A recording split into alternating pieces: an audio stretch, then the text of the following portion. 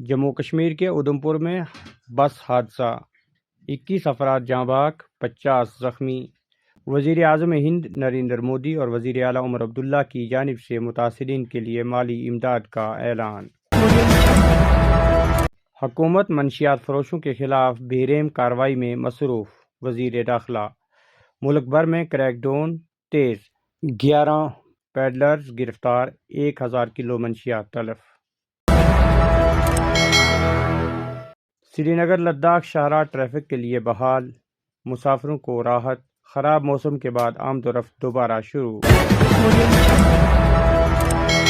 قومی مردم شماری 2026 کے حوالے سے جمعیت علماء ہند کی شہریوں اور مسلمانوں سے خصوصی گزارش۔ کہا اس عمل میں مکمل توجہ دیں، معمولی نہ سمجھیں، یہ مستقبل کا اہم معاملہ ہے۔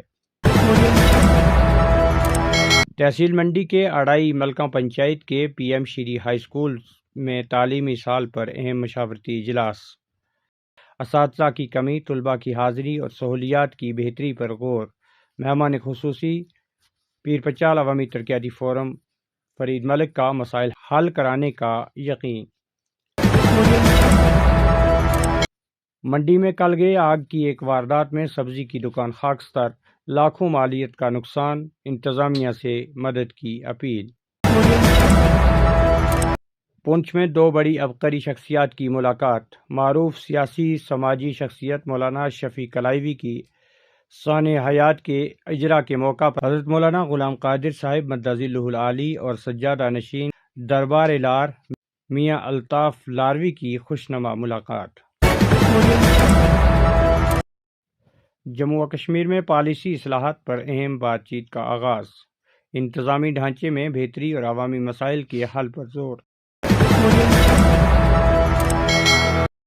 جموں و کشمیر کے ریاستی وزیر برائے قبائلی امور و جنگلات جاوید احمد رانا کا اہم اعلان، فارسٹ رائٹ ایکٹ کے نفاذ کے احکامات صادر۔